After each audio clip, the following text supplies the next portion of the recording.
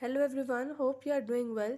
In this video, I will show how to fix sleep mode not working after Android 14 update on Galaxy A16 5G. Before starting this video, please subscribe to this channel. Let's start our video without wasting any time.